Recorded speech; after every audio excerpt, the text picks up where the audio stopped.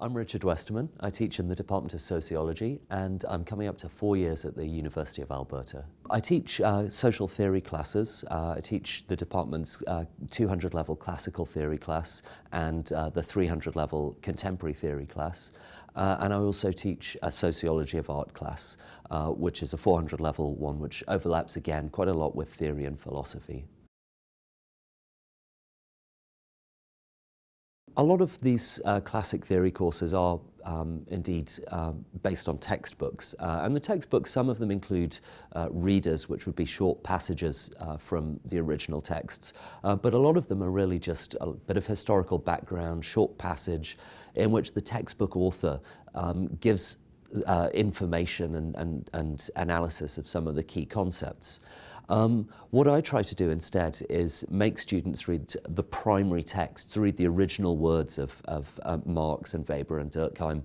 And there's a number of reasons for that. Firstly, I view it as a democratizing approach. I think if students are relying on the textbook, then they have two sources of authority for knowing what these writers said. They've got the professor and they've got what's written in the book. They never actually get to find out for themselves. It would be as if to find out the weather, they asked a friend and asked the professor without ever actually looking out the window. In addition to that, I think it's just a really useful skill to be able to read these texts. Students are going to go out of here to whatever field they work in, whatever path they follow in life, and they're not always going to have professors around to interpret things for them. So by giving access to these texts, it's a chance to practice those skills, to say, okay, this is difficult, you probably won't get it the first time round, but this is how you start to understand difficult ideas, how you start to work your way into a complex text, and how you can become an autonomous learner yourself, to really work through some very difficult and very abstract ideas, and to go in with relatively little information and follow an argument right through from its start to its conclusion. Whereas a lot of the textbooks simply present the conclusion, what I would try and get at is understanding how the argument builds to the conclusion. If students can understand that, I think it's going to put them in a much better place for making their own arguments, whatever beliefs they happen to have. Just the basic skill of constructing an argument, knowing that you have to support your beliefs with evidence and with logically connected points. I think all of those are things you're much more likely to get out of forcing your own way through some difficult, dense text, rather than just taking it out of a textbook. These handouts with structured exercises let us put the students into groups and give enough support even without necessarily being directly there. And then usually the teaching assistant and I will go around, make sure people are on the right track, and check the answers, but also get them to talk through some of the answers with us. So we're combining this small group monitoring when we go around, where we get to engage with 4 or 5 students at once, but also giving students the chance to work for themselves in groups. And I really stress actually this collaborative aspect of the learning. There's a lot of evidence that when students collaborate to achieve their educational goals, that's much more effective even than competitive learning where they compete against each other. So encouraging students to help one another out and giving them the space to do that while I'm speaking to another group or at the front of the class, I've found really liberates them and makes them that bit more confident. I think classroom manner is essential to creating a good learning environment. In a lot of senses, it's about breaking down the authority of the professor. So making sure that I'm not just standing behind the podium, reading dryly, even in those sections of the course where it's more lecture than discussion.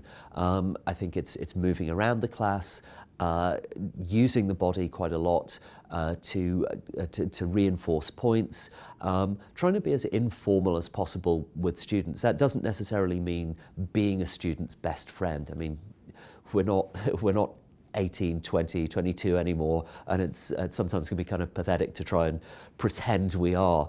But at least making clear that it's not necessary to speak to me as if I'm the Pope or something like that. It's students should feel comfortable asking me questions if they don't understand, but they should also feel comfortable challenging me if they disagree with points. And they certainly shouldn't view what I say as the final answer in anything. I have my interpretation of these texts. Other people as smart and much smarter than me have different interpretations of these texts.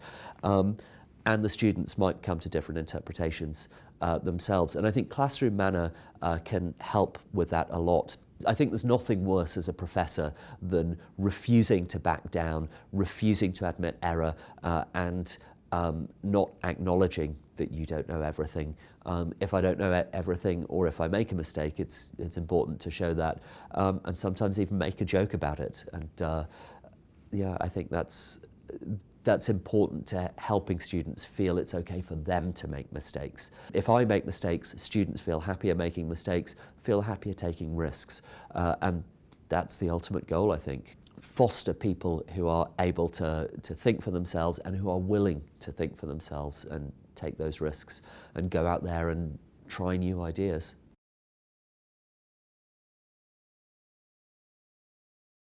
I think one of the most important things for me is to make clear that there is a rigorous core to an arts, social sciences, humanities education. We're in a place that obviously Alberta's economy relies heavily on the oil, and subjects like engineering have a great deal of prestige at the university.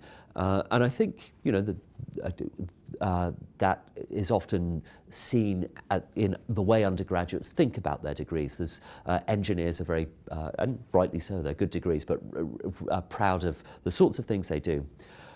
The problem is that arts then gets this rep as being an easy set of subjects. It's just courses that you take to boost your GPA. It's not really very serious. What I'm trying to get across in my courses is that there is this serious philosophical core. It involves engaging at a granular level with arguments to understand that you can't just give an opinion and not back it up, but to state a position means to make a claim and to give systematic linked arguments and evidence for that. It means creative thinking. It means an ability to read for nuance, to read between the lines. And these are skills that you don't just have automatically. They're skills that I think arts degrees are uniquely placed to give, because that's where we engage directly with the ideas themselves. And that's where students get a chance to write and create arguments, not just to solve technical problems, but to say, not just to take a problem that is given to them and solve it, but to find problems, to see where things that we take for granted maybe aren't as straightforward as we might assume, and to come up with reasoned and well-supported positions on those.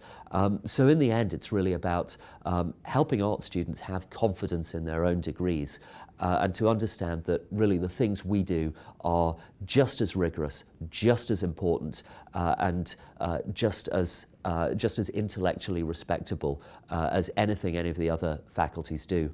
And that's not just for the good of the art students.